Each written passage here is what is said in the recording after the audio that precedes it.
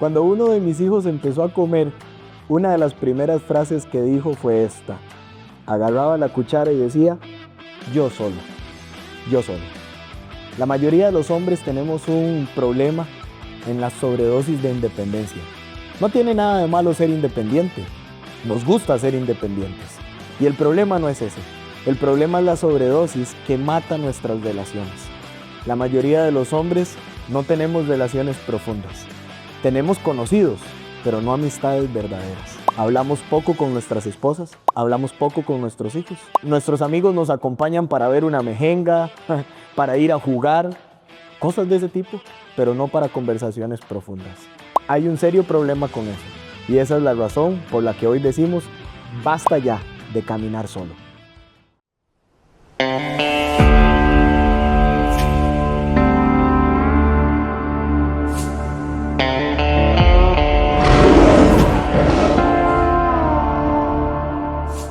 ¿Por qué cree usted que los hombres evitamos hablar de nuestras vidas profundamente o pedir ayuda?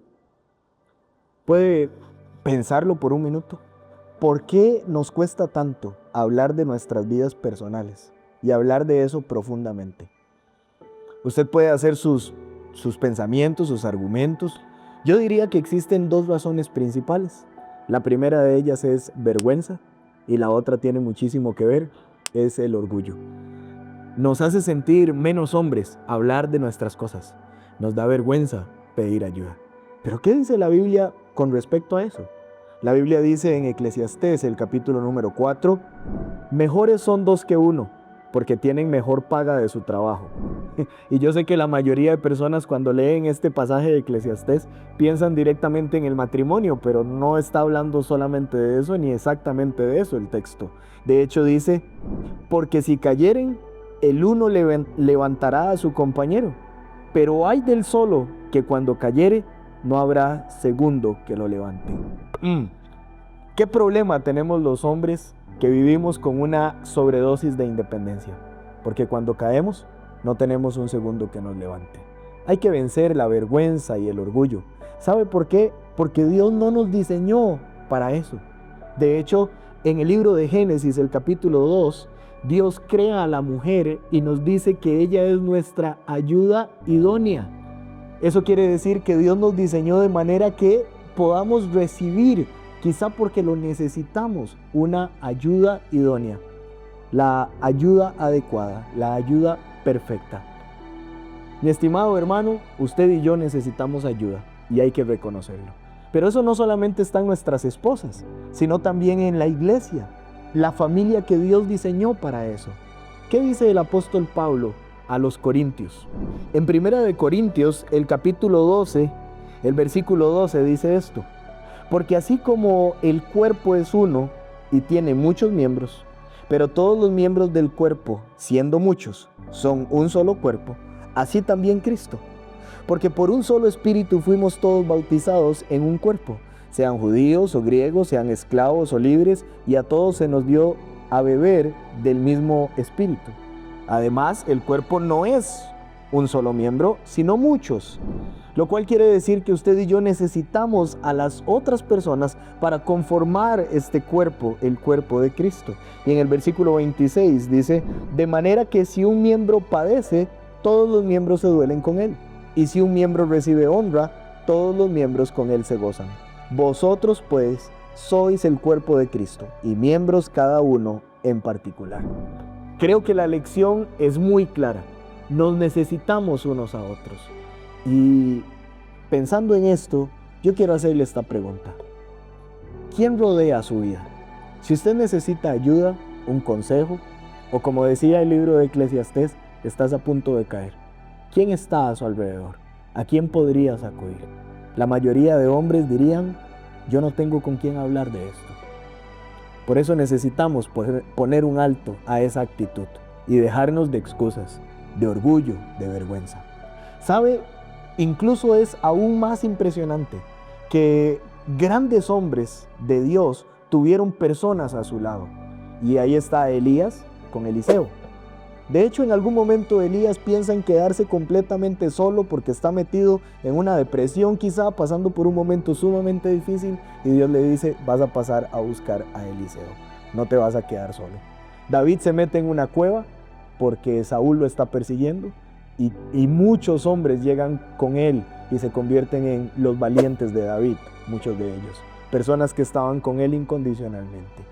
El apóstol Pablo necesitaba a otras personas, y no solamente en la iglesia, él como misionero necesitaba personas que le respaldaran en su ministerio. Timoteo, Tito, Epafrodito, cada uno de ellos respaldando el ministerio del apóstol Pablo, porque no lo podía hacer solo. Es más, el mismo Hijo de Dios, el Señor Jesús, tuvo personas a su lado en el momento más difícil en su vida terrenal. ¿Lo recuerda? En el monte de Getsemaní, ¿qué le dijo él a sus apóstoles? Pero quédense aquí, y después incluso se llevó a su círculo aún más íntimo a Juan, Jacobo y a Pedro, y les dijo estas palabras: mi alma está muy triste hasta la muerte, quedaos aquí y velad conmigo. Y yendo un poco adelante se postró sobre su rostro orando y diciendo: Padre mío, si es posible, pase de mí esta copa, pero no sea como yo quiero, sino como tú. Bueno, los apóstoles no fueron un gran apoyo para ese momento, pero definitivamente Jesús pidió su oración: velad, orad, estén conmigo, apóyenme, oren por mí en este momento. Los apóstoles no sabían lo que estaba por acontecer, pero Jesús sí lo sabía y pidió el apoyo de ellos en oración. Quizá no porque lo necesitara, quizá porque Él sabía que ellos luego iban a necesitar el apoyo de otras personas y quería que aprendieran cómo hacerlo, cómo ser humildes, cómo dejar a un lado el orgullo y decir: ore por mí. Ahora, hermanos, ¿qué pasa con nosotros? Pues la mayoría de los hombres tenemos el orgullo tan alto que no pedimos ayuda. Definitivamente existen momentos donde necesitamos pedir ayuda y tener un amigo a la par. Normalmente eso no sucede cuando estamos en la cima o en la abundancia. Cuando estamos en la cima o en la abundancia, a la gente le sobran los amigos. A los hombres nos sobran los amigos. Para vacilar, para entretenernos, para hacer cosas divertidas, para ir a gastar la plata o ir a pasear. Ahí en ese momento los amigos sobran. Pero en el momento en el que son más necesarios es cuando estamos pasando por el desierto, por el momento difícil, cuando no tenemos suficiente o estamos en escasez o estamos pasando por un momento de crisis. Es allí cuando necesitamos un amigo. ¿Tiene usted un amigo? Una amistad profunda. ¿Tiene un mentor? Alguien con el cual usted puede conversar y pedir consejo. Si no lo tiene, yo quiero invitarle hoy a salir de este video con un nombre. Un nombre. De hecho, dicen los expertos y especialmente los estudiosos bíblicos que todo hombre necesita tres relaciones importantes. Y yo quiero que usted piense, número 1, si usted las tiene. Y número 2, si no la tiene, ¿quién podría ser?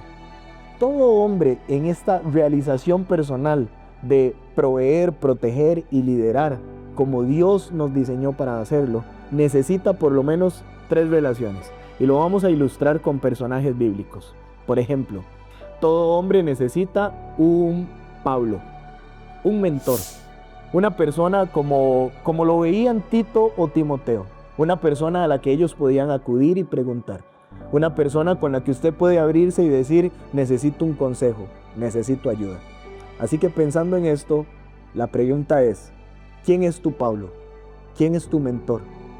¿Con quién hablas cuando estás pasando por estos momentos de dificultad y no sabes cómo enfrentar determinada situación? Número 1, todos necesitamos un Pablo. Número 2, todos necesitamos un Bernabé, un compañero, una persona con la que podamos compartir y, si fuera necesario, confrontarnos en algún momento. ¿Recuerda aquella situación que se dio por Juan Marcos? Que Pablo ya no quería más llevar a Juan Marcos y Bernabé sí, y tuvieron una confrontación. La Biblia no describe en detalle hasta dónde llegó el asunto, pero lo que sí es cierto es que Bernabé y Pablo tuvieron un disgusto y Pablo se vio confrontado por Bernabé porque él sentía que lo que estaba haciendo no era correcto. Todos necesitamos un Bernabé, una persona que esté con nosotros, que nos acompañe, nuestro amigo, nuestro igual, una persona con la que podamos caminar juntos. Y número 3, todos necesitamos un Timoteo. Todo hombre necesita un Timoteo. Una vez que usted ha tenido un mentor y tiene un compañero de batalla, vas a necesitar a alguien a quien usted pueda guiar. Y tal vez usted piensa en este momento, no, pues yo apenas estoy empezando en los caminos de Dios. Definitivamente, todos llegaremos a necesitar un Timoteo. Es porque si no, cortaríamos la cadena ahí. Porque si no, entonces, ¿cómo se seguiría pasando el legado de una generación a otra? Lo que Pablo hizo en la vida de Timoteo, cómo él invirtió en este joven para que cuando él falleciera, Timoteo pudiera continuar el legado. Y no solo Timoteo, también Tito y los demás. Todos necesitamos ese tipo de relación. Le digo una cosa, en nuestras iglesias hay cientos de jóvenes, de hombres, algunos nuevos creyentes también, que necesitan la inversión de un creyente maduro en la fe. Y tal vez ese sea usted.